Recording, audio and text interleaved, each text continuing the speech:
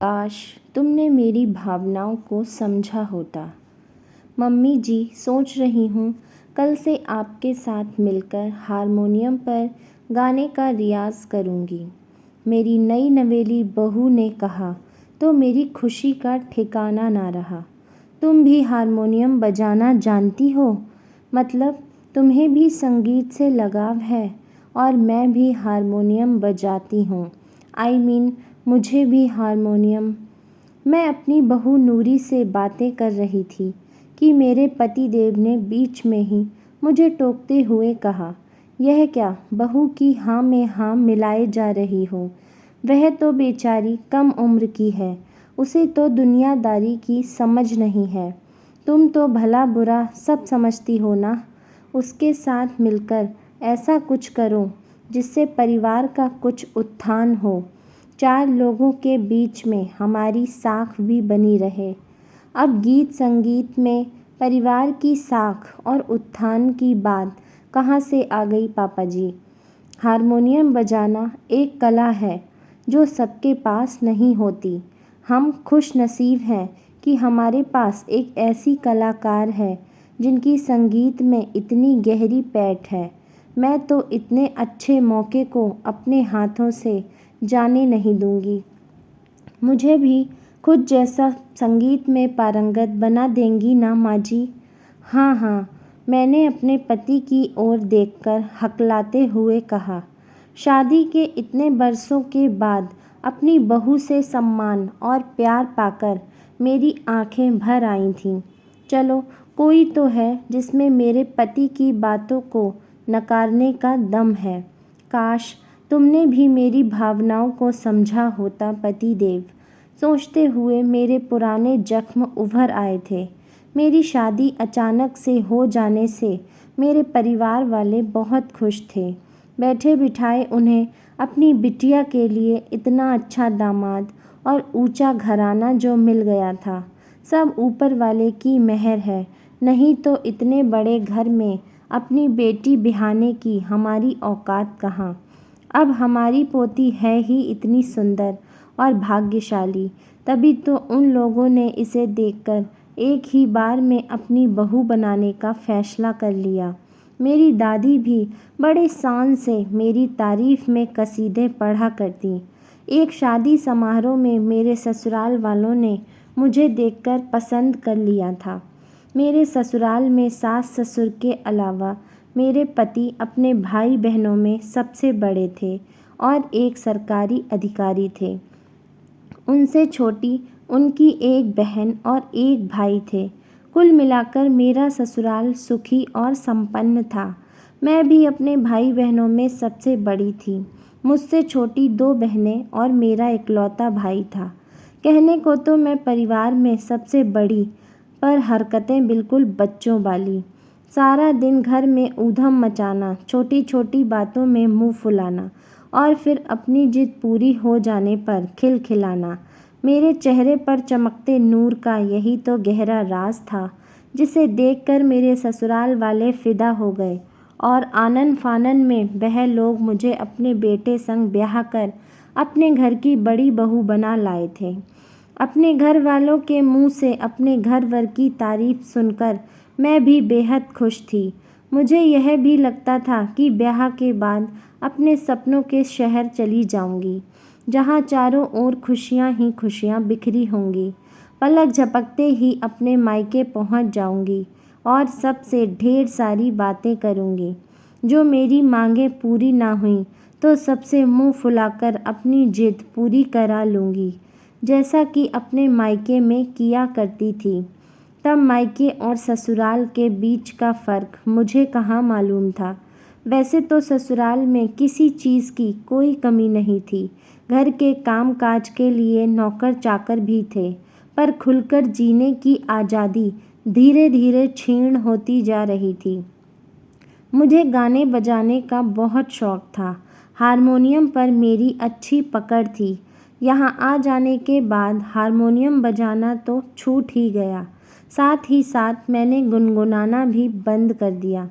हर बात के लिए टोका टाकी से मन बहुत टूटता जा रहा था। कभी मुझे ठीक से खाना खाने के लिए टोका जाता, तो कभी बहुत ज़ोर से खिलखिलाकर हंसने के लिए टोका जाता। मेरे कपड़ों को लेकर ताने मिलते। मेरे मायके से जो भी मेरे पसंद के कपड़े आए थे, उनमें से अधिकतर कपड़े सस्ते कहकर नकार दिए जाते थे। मुझे रोज़ के कपड़े भी अपनी सास ननद से पूछ कर पहनने पड़ते। मायके और ससुराल दोनों परिवारों के रहन सहन में बहुत अंतर था। इस वजह से ससुराल में तालमेल बैठाने के नाम पर मैं चुपचाप सबकी बातें सुनती रही। मायके से मिले उपहारों की अक्सर अवहेलना होती और मैं मन ही मन घुटती रही। अब तो ना मेरे मन में मायके जाने की चाह बची थी, ना ही मैं अपने भाई बंधुओं को मेरे ससुराल आकर उपहास का पात्र बनते देखना चाहती थी। परिणाम स्वरूप अपना वजूद खोकर कब इन लोगों के हाथों की कठपुतली बन गई, पता ही नहीं चला। मेरी हालत ऐसी हो गई थी कि किसी से पूछे बगैर शायद मैं एक कदम भी ठीक से नहीं चल पाती। गुजरते वक्त के साथ मैं 2 बच्चों की माँ बन गई। उनके पीछे पीछे भागते भागते खुद का भी होश ना रहा। ननद और देवर भी ब्याह के बाद अपनी दुनिया में रम गए। सासू माँ ससुर जी भगवान को प्यारे हो गए। हमारे दोनों बच्चे भी नौकरी के सिलसिले में हमसे दूर रहने लगे। अब घर में केवल हम दोनों पति पत्नी थे। फिर भी पतिदेव रूटीन लाइफ में ही बंधे रहे, चाहे इतवार हो या अन्य छुट्टी। उन्हें किसी बात से कोई फ़र्क नहीं पड़ता था। घर का हर काम उनके मुताबिक ही होना चाहिए। बहुरिया के आने से तुम्हारे चेहरे की रौनक बहुत बढ़ गई है दीदी, मेरी मेड कजरी बोली। मैंने हौले से मुस्काई, जैसे मेरी चोरी पकड़ी गई हो। सचमुच बहू के आने से मेरे घर के साथ साथ मेरे मन की भी रौनक बढ़ गई थी। उसका सानिध्य मुझे बहुत सुकून देता। वह तपती दोपहरी में मेरे लिए ठंडी शीतल छाँव बनकर आई थी। उस दिन हम बेहद खुश थे। हमारे बहू बेटे के नए घर के गृह प्रवेश के पूजन में सम्मिलित होने का हमें सौभाग्य जो मिला था। पूजन और प्रसाद वितरण के बाद उस नए घर में हरि कीर्तन का कार्यक्रम चल रहा था। अचानक मेरी बहू मुझसे गाने की जिद कर बैठी। उसकी बात सुनकर वहाँ उपस्थित लोग भी मुझे गाने के लिए कहने लगे। उस दिन पति की आंखों में झांके बिना मेरे कंठ से गाने के बोल फूट पड़े। मैं अपनी बहू के प्रेम पूर्ण आग्रह को ठुकरा नहीं पाई। भले ही इतने दिनों में अपनी पढ़ाई लिखाई भूल गई थी, पर हारमोनियम पर मेरी उंगलियां बराबर से थिरक रही थीं। इतने दिनों से छूटे अभ्यास के बाद मैं कैसा गाई यह तो मुझे नहीं पता, पर लोगों की वाहवाही से मेरी आँखों के कोर जरूर गीले हो गए थे। मेरी माँ इतना अच्छा गाती है, मुझे पता ही नहीं था।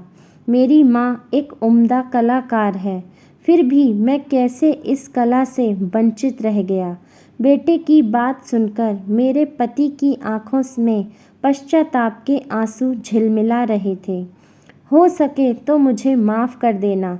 अपनी साख और ओहदे के गुरूर में तुम्हारा वजूद ही मैंने मिटा डाला। एक ऐसी कला है जो मेरी पत्नी को सबसे अलग बनाती है, उसका सम्मान ना कर अपनी मनमानियाँ करता रहा।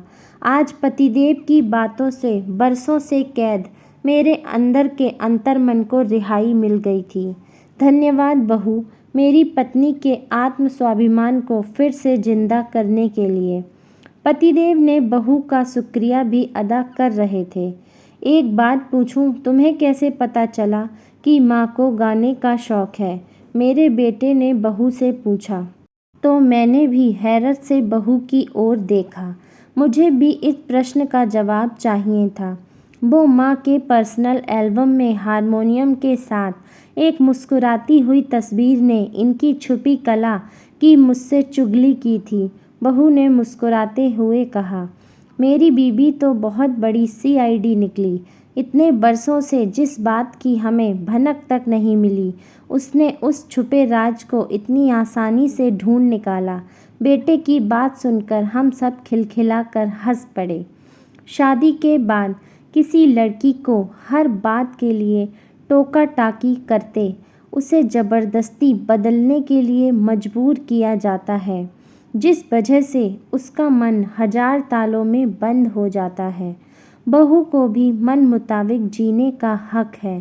कृपया नए घर में उसे प्यार और अपनापन दें ताकि उसकी इच्छाएं भी पनप सकें। दोस्तों, इस कहानी के बारे में आपकी क्या राय है, हमें कमेंट करके ज़रूर बताएं। यदि कहानी पसंद आई हो तो लाइक करें, शेयर करें और सब्सक्राइब करना ना भूलें।